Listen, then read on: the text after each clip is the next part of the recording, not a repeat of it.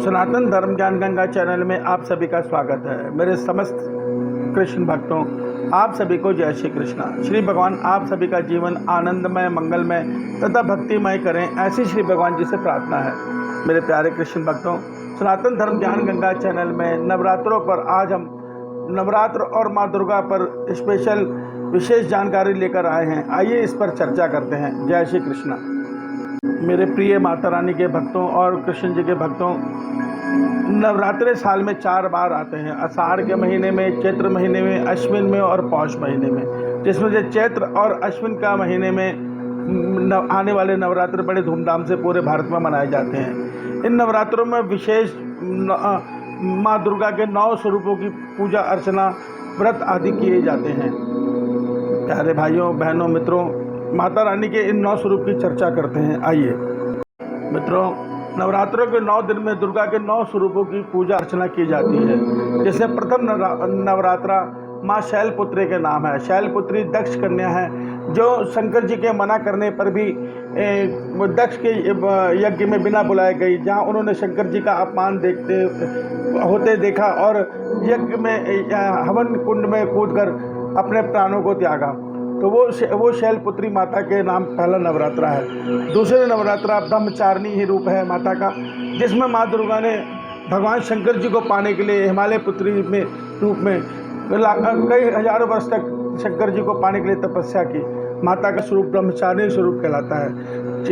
तीसरा स्वरूप माता का चंद्रघंटा स्वरूप है, जिसमें उन्होंने राक्षसों का वध करके देवताओं को राक्षस से मुक्ति दिलाई। वो माता का चंद्रघंटा स्वरूप है। चौथा स्वरूप माता का कुष्मांडा स्वरूप है, जो कुष्मांडा जिनके गर्भ से सारा ब्रह्मांड उत्पन्न हुआ है।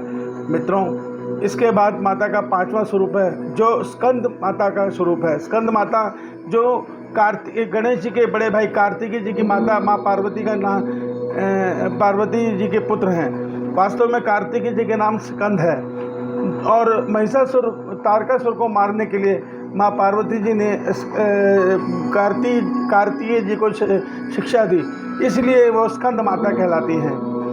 मित्रों, इसके बाद मित्रों छठा दिन माता कात्यायनी के नाम है, जो महर्षि कात्यायन के घर पुत्री रूप में जन्मी थी। उन्हीं माता कात्यायनी को ब्रजधाम में अधिधात्री देवी के नाम से पूजा जाता है। 7वां दिन माँ कालरात्रि के नाम है। मित्रों, कालरात्रि माँ पार्वती का ही रूप है। जब भगवान शंकर जी ने माँ पार्वती जी को देवताओं की रक्षा के लिए शुंभ निशुंभ और रक्त बीज दैत्य को मारने के लिए कहा, तब माँ पार्वती जी ने जब शुंभ निशुंभ को मारने के बाद जैसे ही रक्त बीज राक्षस को मारा, तो उसका खून जब धरती पर गिरा, तो उसके खून से अनेकों रक्त बीज राक्षस उत्पन्न हो गए, जिनको मारने के लिए माँ पार्वती जी ने कालरात्रि माँ काली का रूप धरा, जिसमें उन्होंने उसके शरीर से निकलने वाले रक्त को अपने खड़ग खपर में भरकर और समस्त असुर राक्षसों का संहार किया। तो वह माता कालरात्रि हैं। भक्तों, 8वें नवरात्रि के दिन महागौरी जी की पूजा की जाती है। महागौरी माँ पार्वती जी ही हैं। जब उन्होंने शंकर जी को पाने के लिए तपस्या करी, तब उनका रंग बिल्कुल सांवला पड़ गया था। तब भगवान शंकर जी ने गंगा जल से जब उनके शरीर को नहलाया, तो वो बिल्कुल उनका शरीर कांतिमान एकदम गौर वर्ण का हो गया, इसलिए उनको माँ गौरी कहा जाता है। मेरे प्यारे कृष्ण भक्तों, 9वां दिन माँ सिद्धिदात्री का है, जिनके जो 8 सिद्धियों की मालिक है। मित्रों, माता रानी की कृपा से मनुष्य समस्त सिद्धियों और समस्त शक्तियों को पा सकता है। तो 9वां नवरात्रा माँ सिद्धिदात्री की पूजा और भक्ति के नाम है। जय मेरे प्यारे भक्तों, इस प्रकार नवरात्रि के 9 दिन में माँ दुर्गा जी के 9 अलग अलग स्वरूपों की पूजा अर्चना, भक्ति और तप किया जाता है। आज कलयुग में व्रत का अर्थ रह गया है कि मैंने इतना कम खाना खाया, मैंने सिर्फ 1 केला खाया, या मैंने सिर्फ 1 गिलास पानी पिया, या 1 लौंग पर पूरा व्रत पूरा किया।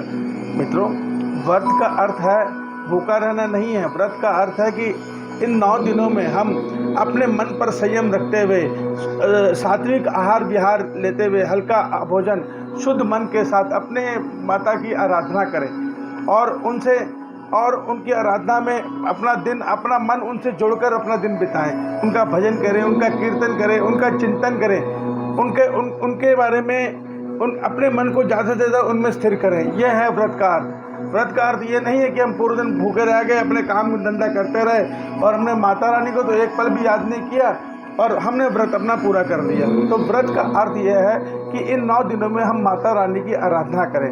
अब देखिए, माता रानी कौन है, दुर्गा माँ कौन है। जब ईश्वर को सृष्टि रचना की इच्छा होती है तो वो अपनी इच्छा शक्ति से 1 से 2 हो जाते हैं, अर्थात ईश्वर से वो अपने स्वरूप से आदि शक्ति दुर्गा माँ को रच देते हैं। दुर्गा माँ आदि शक्ति दुर्गा माँ प्रकृति ही है जो अनेक रूपों में विभक्त होकर इस जड़ संसार की रचना करती है। जड़ संसार की रचना माँ दुर्गा करती हैं, 3 गुणों में करती हैं, सत रज तम, और उस जड़ संसार को शक्ति देती है ईश्वर की परा प्रकृति अर्थात चेतन आत्मा।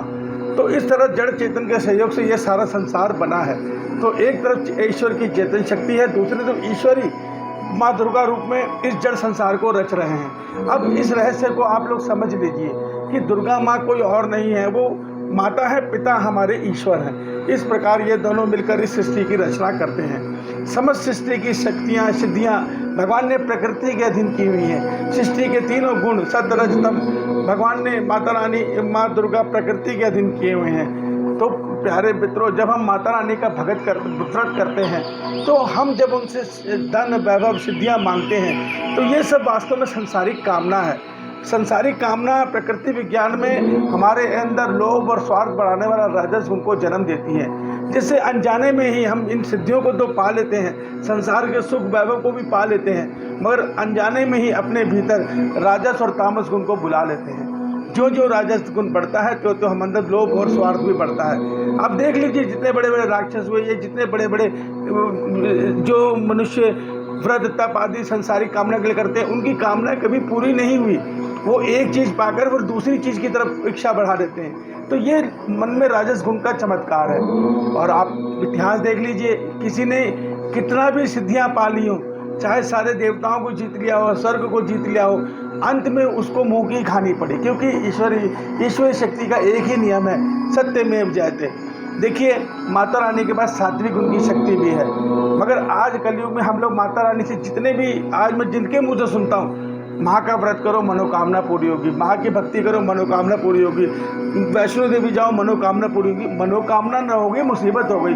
अरे भाई साहब, अरे मेरे मित्रों, इस शरीर के बारे में कितना सोचोगे, रात दिन सुख सुख सुख। देखिए, आप जब कर्म करते हैं तो उसके साथ जब आप दान पुण्य करते हैं तो जिस प्रकार जब हम फल को खा के बीज को धरती में डाल देते हैं तो उस बीज का फल हमारे को एक वृक्ष के रूप में और उस वृक्ष से हजारों फल के रूप में मिलता है। उसी प्रकार जब आप कुछ धन अर्जन धर्म से धर्म को अर्जित करते हैं और उस धन से जरूरतमंद की मदद करते हैं तो सुख वैभव तो अपने आप आना है, वो पुण्य कर्म से आना ही आना है। भक्ति का अर्थ धन कमाना नहीं है, भक्ति का अर्थ भगवान से धन संसारिक कामना करना नहीं है। भक्ति तो वो पुल है जो ईश्वर हमारे मन को ईश्वर के मन से प्रेम के साथ जोड़ती है। तो भक्ति का अर्थ समझो, माता रानी के पास सात्विक गुण भी है।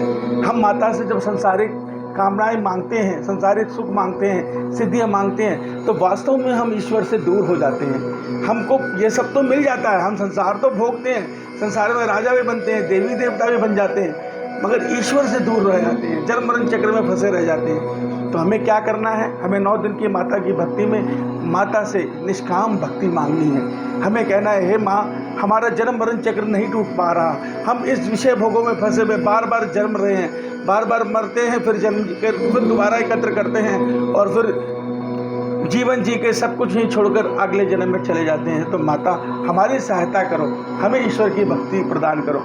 तब माता हमसे बहुत प्रसन्न होंगी, वो कहेंगी मेरा पुत्र बिल्कुल बहुत अच्छी चीज़ मांग रहा है। तो माता हमें खुश होकर हमें सात्विक गुण देंगी, वो सात्विक गुण हमें ईश्वर की तरफ लेके जाएगा। फिर आगे जाके माँ ही हमारे को कृपा करके उस गुण से भी मुक्ति दिला देंगी। और जब वो देखेंगी कि अब हमारा मन बिल्कुल शुद्ध हो चुका है, कर्मयोग में बिल्कुल स्थित प्रज्ञावस्था में आ गया है, तब माता हमें 3 गुणों से मुक्त कर देंगी। और हम 3 गुणों से मुक्त हुए जब ईश्वर को अपने मन और आत्मा से पुकारेंगे तो वो ईश्वर अपनी बाहें फैलाकर हमें अपने अंदर समा लेंगे। मित्रों, भक्ति का अर्थ यह है ईश्वर को पा लेना, आप संसार की सिद्धियां पाओगे वो छोटी हैं ईश्वर के आगे। संसार के सारे सुख वैभव ईश्वर के आगे बहुत छोटे हैं। तो इस सत्य को समझो। माता के नवरात्रे चल रहे हैं, माता की भक्ति करो, प्रेम से करो, दिल से करो। भूखा रहने का अर्थ यह है कि हमें कम का आहार खाना है, जिससे नींद ना आए, जिससे हमारे मन में बुरे विचार ना आए, हमारा मन शुद्ध रहे, सात्विक रहे। और उस पूरे समय में अपनी माता का ध्यान करके माँ से विनती करो, क्योंकि ईश्वर तक पहुँचना हमारे मन की बस की बात नहीं है। वो हमारी सहायता करेंगी, वो हमें उनकी भक्ति देंगी। वास्तविक लक्ष्य उन्हें ही पाना है। आप देख लो, माता ने शंकर जी को पाने के लिए भक्ति की। शंकर जी स्वयं हनुमान जी रूप में प्रभु की भक्ति कर रहे हैं, अपना कार्य करते हुए भी सदैव ईश्वर के ध्यान में रहते हैं। वास्तव में सृष्टि आरंभ से पहले और महाप्रलय के बाद एकमात्र ईश्वर की सत्ता रह जाती है, बाकी सब महाप्रलय में विलीन हो जाते हैं। तो मित्रों, हम आत्मा हैं, हमारे को इन संसार के सुखों से कोई लेना देना नहीं है। हमारा एक ही लक्ष्य है, अपने परम पिता परमेश्वर से परम धाम में मिलन। उसके लिए माता रानी के व्रत में माता रानी से हाथ जोड़ के विनती करो, माँ हमें सात्विक गुण दो, वो गुण दो जिसमें हमारा मन ईश्वर के प्रति आकर्षित हो। हम संसार में लोगों की सेवा भाव, निष्काम भाव में करते हुए अपने ईश्वर तक पहुँचे। हमें हमारी इतनी सहायता करो। मेरे प्यारे कृष्ण भक्तों, माता रानी के भक्तों, नवरात्रों के व्रत का अर्थ यही है कि 9 दिन हम अपने मन को शुद्ध और सात्विक बनाकर जब हम अपनी माता की पूजा करेंगे और उनसे ईश्वर की भक्ति मांगेंगे, तो हमें ईश्वर की भक्ति अवश्य मिलेगी। जो सुख हमें अभी सांसारिक कामनाओं में मिलता है, वही सुख हमें ईश्वर की भक्ति में मिलने लग जाएगा। और जब वो सुख हमें ईश्वर की भक्ति में मिलने लग जाएगा, तो आप ये समझ लीजिए हमारे और ईश्वर के बीच की दूरी बहुत कम हो जाएगी और हमारा मन सदैव परमानंद में रमन करेगा। ये अटल सत्य है। तो मेरे प्यारे भाइयों, अब हम इसी चर्चा को यहाँ पे समाप्त करते हैं, क्योंकि वास्तव में ईश्वर ही 2 रूप में इस संसार को चला रहे हैं। चेतन परा प्रकृति रूप में वो आत्मा रूप में सबको जीवंत किए हुए हैं, और आदि शक्ति दुर्गा रूप में वो जड़ अपरा प्रकृति रूप में समस्त संसार को रचते हैं। तो इस प्रकार जड़ चेतन के सहयोग से ये सृष्टि चल रही है। तो मित्रों, इस रहस्य को समझो और अपना लक्ष्य, हम आत्माओं को लक्ष्य ईश्वर को पाना है, उस तक पहुंचने का प्रयास करो। जय श्री कृष्णा, जय माता दी। श्री भगवान आप सभी का जीवन आनंदमय, मंगलमय तथा भक्तिमय करें।